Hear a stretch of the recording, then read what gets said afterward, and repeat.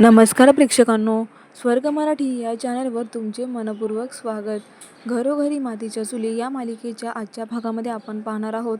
ते वकील आता जानकीला म्हणतात की नानाच्याच कपाटामध्ये ते व्हील आहे ते तुम्ही पाहू शकता. तेव्हा आता जानकी ही नानांच्या रूममध्ये येते, तर कपाटात खरोखर तिला ते मृत्यूपत्र सापडतं. तेव्हा तिला थोडा संशय येतो की यांना कसं माहिती, यांना एवढ्या बारीक गोष्टी कशा काय माहिती. तेव्हा आता ती मृत्यूपत्र घेते आणि पुन्हा वकिलाकडे येऊन त्यांना म्हणते की तुम्ही बरोबर म्हणालात, हे मृत्यूपत्र त्या कपाटातच होतं. त्यानंतर मग तुम्ही पाहिलं का, असं वकील विचारतात. तेव्हा जानकी नाही असं म्हणते आणि ती आता मृत्यूपत्र हे वकिलाच्या हातावर ठेवते. त्यानंतर वकील म्हणतात की आजकाल कोणाचाही भरोसा नाही ना, म्हणून मृत्यूपत्र बनवणं खूप महत्त्वाचं झालेलं आहे. त्यानंतर आता ऋषिकेश हा शर्वरीला पाहून म्हणतो की शर्वरी, तू सुद्धा इथे आली आहेस, म्हणजे तुला माहिती होतं का हे वकील इथे येणार आहेत ते? तेव्हा शर्वरी म्हणते, अरे दादा नाही, मला काहीच कल्पना नव्हती. पण काय आहे ना, मी पार्लरला गेली होती आणि त्यानंतर मला ह्या वकिलांनीच फोन करून सांगितलं की इकडे यायला. तेव्हा ते वकील म्हणतात की हो, ह्या मॅडमला मीच फोन केला होता. तेव्हा वकील म्हणतात की व्हील वाचत असताना त्यात दिलेली सर्व नावं म्हणजे ते साक्षीला असणं गरजेचं असतं. जेवढ्यांची नावं त्या व्हीलमध्ये होती तेवढ्यांचे नंबर माझ्याकडे होते आणि म्हणूनच मी सर्वांनी इन्फॉर्म केलं. त्यानंतर आता जानकी म्हणते, पण सौमित्र भाऊजी तर मुंबईला गेलेत, मग ते नसताना हे व्हील वाचन केलं तर चालेल का? तेव्हा आई, अहो सौमित्र भाऊजी नाही आहेत ना, मग कसं करणार? तेव्हा वकील म्हणतात की हो, एखादा सदस्य नसला म्हणून काय होतं, व्हीलचं वाचन तर व्हायला पाहिजे ना. पण जानकी म्हणते की पण तुम्ही आत्ताच म्हणालात ना की ज्यांची नावं ह्या व्हीलमध्ये आहेत ते सर्वजण समोर असायला हवीत, मग तुम्ही कसं वाचन करणार आहात? पण मला हेच कळत नाही की अशी परिस्थिती का निर्माण झालेली आहे की हे व्हीलचं वाचन आत्ताच व्हायला पाहिजे. तेव्हा ऋषिकेश पण म्हणतो की हो जानकी, बरोबर आहे तुझं. सौमित्र इथे नसताना, म्हणजेच नानांचा दुसरा मुलगा जर इथे समोर नाही आहे, तर मग हे व्हीलचं वाचन का व्हावं?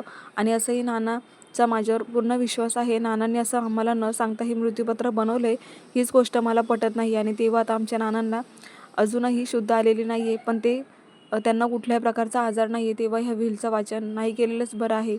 जानकीसुद्धा म्हणत असते की हो, आता याची गरज नाही की त्याचं वाचन आजच व्हायला हवं आहे.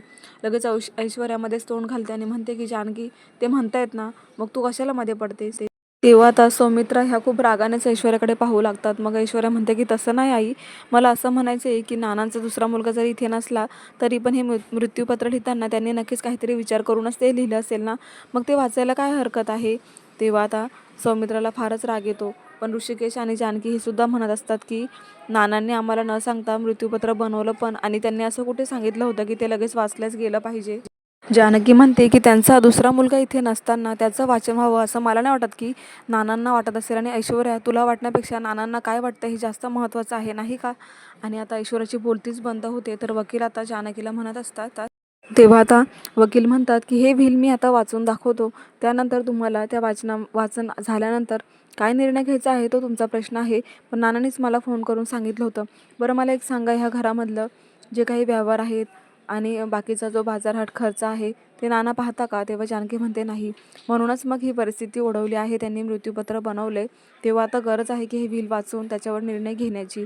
लगेच ऐश्वर्या म्हणते, पण आम्ही कोणी नाही म्हणतच नाही आहोत ना, फक्त एकटीला म्हणजे त्या जानकीलाच हे व्हीलचं वाचन नको व्हावं असं वाटतंय. मग जानकी म्हणते, अहो हे मी मनाने नाही बोलत आहे, मला फक्त एवढंच म्हणायचं आहे की नानांचा दुसरा मुलगा सौमित्र इथे नसताना याचं वाचन का व्हावं? मला आता असं वाटतंय की सौमित्र आणि अवंतिका दोघांनाही आपण फोन करून इथे बोलून घ्यावं आणि त्यांच्यासमोरच काय तो सोक्षमोक्ष लागेल. तेव्हा आता जानकीचं म्हणणं सौमित्राला पटतं आणि मग सौमित्राही म्हणते की हो, जानकी बरोबर म्हणत आहे. जर त्या वारसदाराचं नाव याच्यामध्ये आहे आणि तोच जर वारस इथे नसला तर मग असं एकाला धरून कसं चालेल? सर्वांसमोर वाचन नको का व्हायला ह्या व्हीलचं? तेव्हा आताच आपण सौमित्राला बोलून घेऊया आणि त्याच्यानंतरच काय ते निर्णय होईल. मग सारंगसुद्धा म्हणतो की बरं ठरलंय. सगळ्यांना असंच वाटते की सौमित्र आणि अवंतिका वहिनी आल्याशिवाय हिचं वाचन नको व्हायला, तर मग हे व्हील वाचू नका. आता मात्र ऐश्वर्या आणि वकिलाला टेन्शनच आलेलं असतं की आता ह्या सर्वांचा असा निर्णय झाला आहे, मग हे व्हीलचं वाचन कसं होईल? तेव्हा आता ऐश्वर्या सर्वांसमोर म्हणते की मला ना एक आयडिया सुचली, ऐकता का जरा? आपण जर सौमित्रांना व्हिडिओ कॉल केला तर? मग लगेच वकील म्हणतात की हो हो बरोबर, व्हिडिओ कॉलमध्ये ते ऐकतील सुद्धा आणि बोलतील सुद्धा. मग झालं तर? मग आता ऐश्वर्या म्हणते की मग नका उशीर करू वकील साहेब, तुम्ही वाचायला घ्या ते व्हील.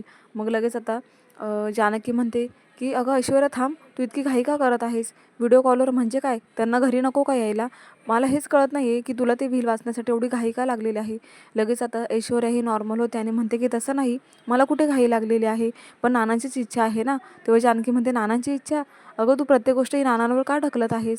बोलते तू आणि नाव मात्र नानांचं घेतेस." लगेच सुमित्रा ह्या जानकीला म्हणतात की "जानकी, बस झालं.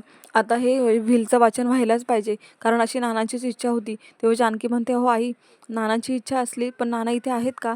नानांना अजून शुद्धही आलेली नाही आहे, तेव्हा आपण नानांची वाट नको का पाहायला? पण मग आता नानांचीच इच्छा आहे तेव्हा जानकी आपण नानांच्या इच्छेचा आदर करायला हवा आहे आणि हे व्हीलचं वाचन आताच व्हायला पाहिजे," असं त्या म्हणतात. त्यानंतर आता जानकीला खूपच राग आलेला असतो. पण पुढे आता जानकी म्हणते की आत्ताच आपण सौमित्रशी बोलायला हवंय. म्हणून आता सारंगला ती फोन करायला लावते. लगेच आता इकडे सौमित्राला व्हिडिओ कॉल केल्यावरती तो ऑफिसमध्ये असतो. तो विचारतो की "सारंग दादा, आज कसा काय व्हिडिओ कॉल?" तेव्हा इथे शहाणे वकील आलेले आहेत आणि त्यांनी नानांचं मृत्यूपत्र वाचण्यासाठी आपल्याला सर्वांना एकत्रच केलेलं आहे. तेव्हा तू सुद्धा हे ऐकावंस अशी आमची इच्छा आहे. म्हणून आता तो सुद्धा आश्चर्यचकित होतो आणि म्हणतो की "नानांचं मृत्यूपत्र? नाना ठीक तर आहे ना?" तेव्हा सारंग आणि ऋषिकेश आता सगळेजण बोलायला लागतात की "नाना ठीक आहे, पण नानांनीच अशी मृत्यूपत्र तयार करून त्यांची इच्छा व्यक्त केली होती की मला काही होण्याच्या अगोदर मी सर्वांना ते वाचून दाखवेल." आणि शहाणे वकिलांना नानांनी सर्व काही सांगितले म्हणून ते आपल्या घरी आज आलेले आहेत.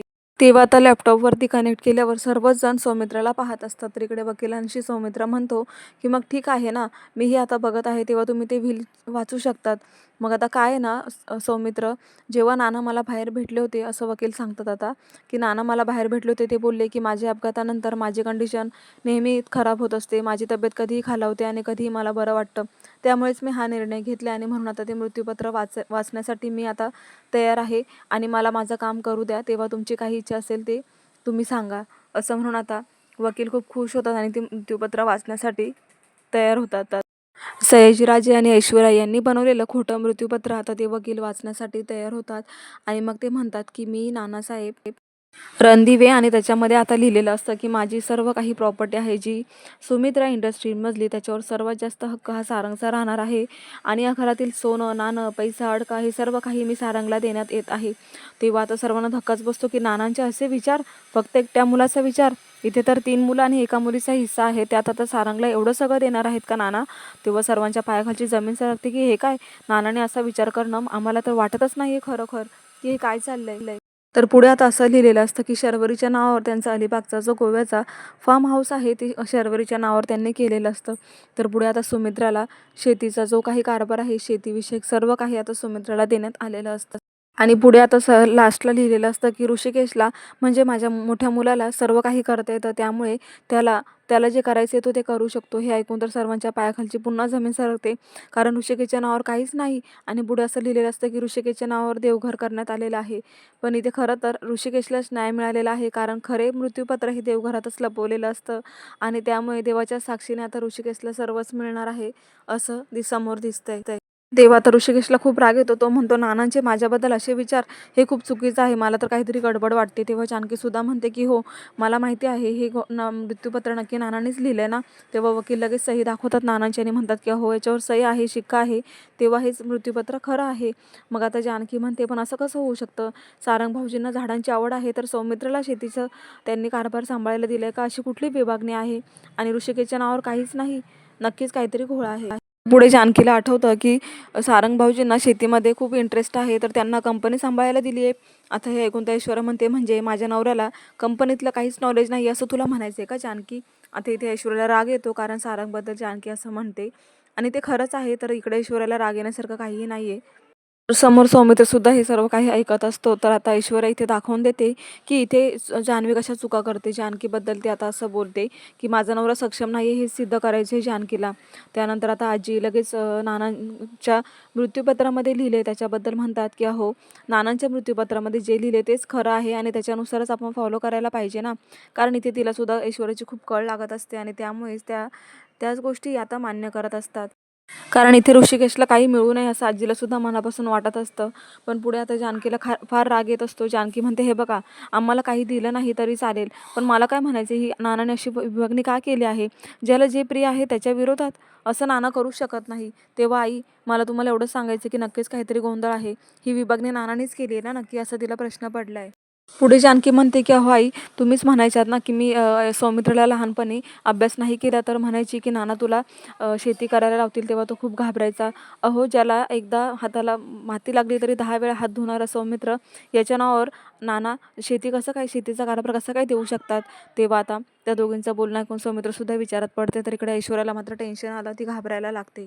तेव्हा आता जानकी म्हणते की "आई, मला फक्त तुमच्याकडून हे उत्तर हवं आहे की तुम्हाला पण वाटतं का नानांनी हे लिहिलं असेल?" तेव्हा "हो जानकी, अगं हे मृत्यूपत्र नानांनी लिहिलंय म्हटल्यावर त्याच्यात त्यांच्याच इच्छा आहेत ना, मग हे खरंच असेल. त्यांना वाटलं असेल, काहीतरी विचार करूनच त्यांनी हा निर्णय घेतलाय ना," असं जानकीला आता सौमित्रा म्हणतात. पण जानकी म्हणते की "माझा विश्वासच नाही आहे ह्या गोष्टींवरती." मग ऋषिकेशसुद्धा म्हणतो, "इतका घाम गाळून मी ह्या कंपनीला उभं केले आणि ही कंपनी काही माझी परमिशन न घेता त्यांनी लगेच सारंगच्या नावावर करून पण दिली का?" तेव्हा ऋषिकेश सांगू लागतो की "हे बघा, मला काही नाही मिळालं तरी मला चालणार आहे, पण मला एवढंच म्हणायचं आहे की नाना असा विचार कसा काय करू शकतात माझ्याबद्दल?" तेव्हा सारांच्या नावावर ती कंपनी केली आहे म्हटल्यावर कधी ना कधी ह्या कंपनीची मालकीन मीच होईल असं ऐश्वर्याला मनापासून वाटत होतं. तिच्या मनासारखं झालं कारण सयाजीराजे आणि ऐश्वर्याने हे मृत्यूपत्र बनवलेलं असतं आणि त्यांच्या एकदम मनासारखं होत असतं. तेव्हा रागानेच ऋषिकेश हा आतमध्ये जायला निघतो. तर सारंग त्याला म्हणतो, "अरे दादा थांब ना, कशाला आतमध्ये जातोयस? नानाने काहीतरी विचार करूनच ही कंपनी माझ्यावर सोपवली असेल ना." तेव्हा ऋषिकेश म्हणतो, "अरे जेव्हा मी काही दिवस बाहेर गेलो होतो तेव्हा तुला कंपनी हँडल करायला जमलं होतं का? एक दिवस तरी तू त्या कंपनीमध्ये थांबू शकणार आहेस का? तुझ्या बायकोने एवढा मोठा गोंधळ घालून ठेवला, तुला जमलं का? किती माझ्या कंपनीमध्ये फ्रॉड झाला होता." मग आता सारंग तर गप्प बसून खाली मान घालतो, पण ऐश्वर्याला मात्र त्याची खूप कळ लागते. ती लगेच पुढे होते आणि म्हणते, "काय भाऊजी?" तेव्हा ती म्हणते की ऋषिकेश भाऊजी, तुम्ही स्वतःला खूप हुशार समजतात का? सगळं काही तुम्हालाच येतं का? अहो नानाने तुम्हाला दिलंय ना देवघर, सोपवलंय ना तुमच्यावरती, मग जा ना तिथे हरी करत बसा. कशाला आमच्यामध्ये पडतायत?" तेव्हा तर ऋषिकेशला खूप राग येतो. मग लगेच आता जानकीला सुद्धा राग आलेला असतो. जानकी लगेच ऐश्वर्याला म्हणते, तेव्हा "ऐश्वर्या तू कोणाशी बोलते? तुला भान आहे का?" असं जानकी म्हणते. त्यानंतर आता सौमित्रा मात्र म्हणतात की "अगं तुमचं भांडण बंद करा. कुठे, कधी, कसं बोलायचं हे सुद्धा आता ह्या घरातल्यांना भान राहिलेलं नाहीये." लगेच आता आजींना ऐश्वर्याची कळ लागते. त्याही उठून आता जानकी समोर येतात आणि सौमित्राला म्हणू लागतात की "सौमित्रा, तू जरा विचार कर ना गं, हे नानाने लिहिलेलं मृत्यूपत्र आहे, तेव्हा हे खरंच असेल ना?" तेव्हा आता आजी म्हणू लागतात की "नानांची इच्छा होती म्हणून नानांनी हे मृत्यूपत्र बनवलंय, तेव्हा त्यांचा आदर करायलाच हवाय. त्यांच्या इच्छेप्रमाणे सर्व काही होईल." आता आजी लगेच इकडे जानकीला म्हणतात की "जानकी, अगं तुझ्या तिजोरीच्या चाव्या ठेवल्यात ना, त्या किल्ल्या आता तू ऐश्वर्याला दे."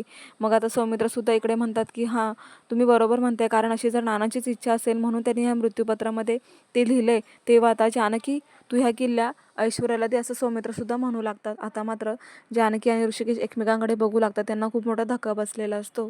तेव्हा आता जानकी ही ऐश्वर्यासमोर उभी राहते आणि किल्ल्या काढून ती आता तिच्या हातावर ठेवताना म्हणते की "हे बघ ऐश्वर्या, 10 वर्ष झाली ह्या चाव्यांचा मान मी जपून ठेवला होता. ह्या घरासाठी मी खूप काही केले. तेव्हा आता मी तुझ्या हातावर ह्या चाव्या सोपवते." तेव्हा आता जानकी ऐश्वर्याला म्हणते की "तू फक्त चाव्या तुझ्या मुठीमध्ये घेते म्हणून तू इथल्या घरच्यांना मुठीत नाही घेऊ शकणार आहे." मग पुढे आता ती म्हणते की "नानांना लवकरच शुद्ध येईल तेव्हा खरं काय आहे ते समोर येणारच आहे. तेव्हा तुला ह्या चाव्या घेऊन किती मिरायचं तेवढं मीर, मी माझ्या घरच्यांची काळजी घेईल." असं स्पष्ट शब्दात आता जानकीने ऐश्वर्याला उत्तर दिलेलं असतं. तर आजी मात्र फार खुश असतात. ऐश्वर्याला चाव्या मिळाल्यामुळे त्यांना फार आनंद झालेला असतो.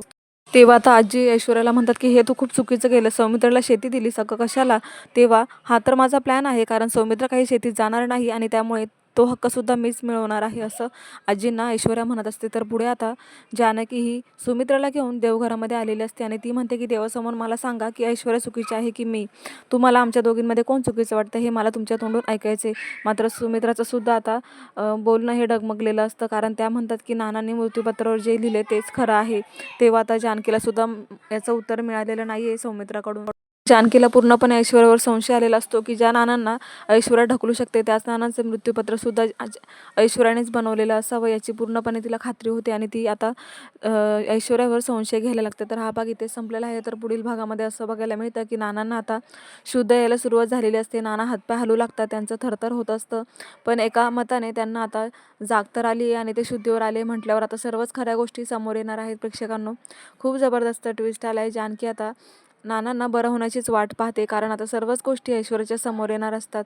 तेव्हा पाहायला विसरू नका घरोघरी मातीच्या चुली. अशाच मालिकांचे अपडेट पाहण्यासाठी चॅनलला नक्की सबस्क्राईब करा. नोटिफिकेशनसाठी बेल आयकॉनवर क्लिक करा, म्हणजे रोजचे अपडेट्स तुम्हाला वेळेवर पाहायला मिळतील. पाहत रहा घरोघरी मातीच्या चुली. धन्यवाद.